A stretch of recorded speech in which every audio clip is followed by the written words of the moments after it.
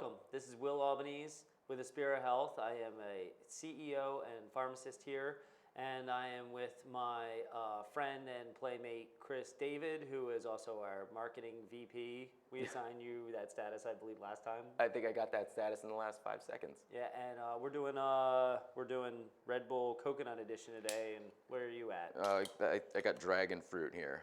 Cheers. Cheers. Friend. All right.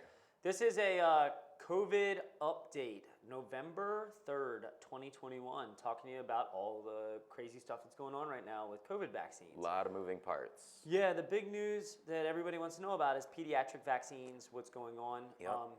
CDC and FDA have now approved the COVID vaccine. Comirnaty is its name for the Pfizer vaccine. They named it now that it's not an emergency use authorization. And this vaccine is now available for the patients age 5 to 11, or I should say it's pending approval. Any it will second be available. now. Yeah, I have some in my freezer. Only very, very intelligent men, no, Very exclusive. or hardworking, I will say that much, are able to get it. And thanks to actually a lot of people here, we were able to get some, and we're going to be hosting clinics. But I wanted to give the viewers some information about the vaccine because there's a lot of questions out there, right? Oh, yeah. Yeah. We both have young kids, so... Right. Can I give it to my dog? Not yet. Not yet. They're working on that. No. Animals can't get Maybe. COVID yet, can they? Just I bats. think I think there are some animals that actually have contracted and spread it. It came from animals, they think. Yeah, so, well, they yeah. think, yeah. Yeah, We so- won't have to go into that, but... Let's table that one. Table that. We're another Red Bull day. But no, the pending approval with the vaccine has raised a lot of questions with parents. And the biggest one that we get that I think your wife was just asking about was, is it safe for the kids age 5 to 11? Everybody's wondering. Yeah, do I run out and roll up a sleeve for my kid, or a butt cheek? It's an intramuscular injection. It's a different dose, so let's start there. The fact, you're not going to go to a regular pharmacy and just request COVID vaccine. They have to specify that they have the pediatric version. It's diluted, and it's a third of the dose. So it's 10 micrograms versus 30 micrograms. It's at a different concentration. It's diluted differently, as I alluded to. So everything is kind of different about it to protect the kids. They're not just little human beings. You don't just cut the dose in half. You have to make sure it's safe and effective, and they've done that. They've actually tested it in 3,100 patients age 5 to 11, have all gotten at least one dose of the Pfizer vaccine for COVID, and it has been proven safe. I think there were almost no adverse events at all. Hold on, let me stop you there. I heard something about myocardiologist, something along those lines. Myocardium? Yeah. No, you're right on. Myocarditis, right? I got close. Hot topic. Yeah. The myoclavidia is very, no. Just come on, Will. The myocarditis is a serious but very limited side effect. And the one thing I tell all patients about the myocarditis is that ultimately the risk of myocarditis from the virus is so much higher than the risk from the vaccine. And I don't think there were any in the study that ended up showing up with myocarditis. There's a strong link to males, and there's a strong link to adolescent males age 18 to, I think it's like 29 or 39, in that range. So it might be testosterone levels are actually coming into play here. But there's that strong correlation. So those are the highest risk individuals. Well, let's talk first about what is the M1, and how do you know? Yeah, all right, I get it. Not a doctor. No, I like butchering it too. Well, it's more fun that way. Why do they have to name it something so convoluted? MC, that MC disease. Yeah, what is myocarditis? Did I say it right? Myocarditis, yeah. What is myocarditis? I got my CAT scanned, right? And how do you know if you have it? Is it something that is going to show up like within 15 minutes or a week or what? So myocarditis is basically, it's the inflammation of the heart and the heart tissue, the myocardium. What we know is that the virus attacks that. So is it going to show up? You're probably going to have subtle symptoms. You might have some chest pain. You might feel off or weird. A lot of people are just going to have regular symptoms, and then you find out, you're like, oh, when you get evaluated, your blood pressure, your heart rate, all those things could be a little jacked up, or just chest pain, and then they evaluate it further and find out it's myocarditis. Okay. When you do have that from the virus, typically people spend several days in the hospital because the virus does so much more damage. When you get it from the vaccine, you're very limited and very few people are hospitalized. They check them out, they see that you're okay, they send you home, and most people recover just fine.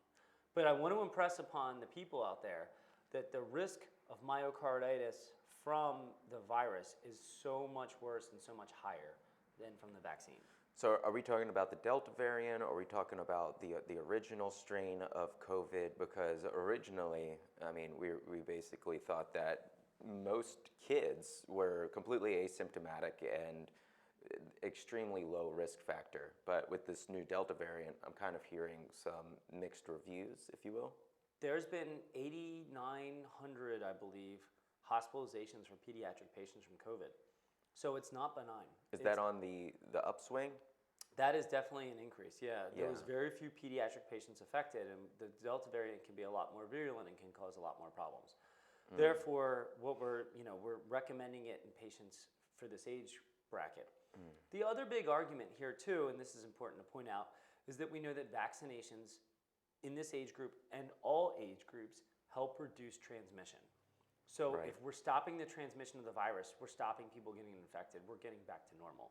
So that's part of the thing you have to think about when you go out to get vaccinated. And I want to impress that again. Remember, vaccination will not stop you from getting COVID, but it has been proven to reduce the transmission. Be smart. And the Thanksgiving, symptoms, you know, right? when you're, and reduction of symptoms, reduction of severity, I should say.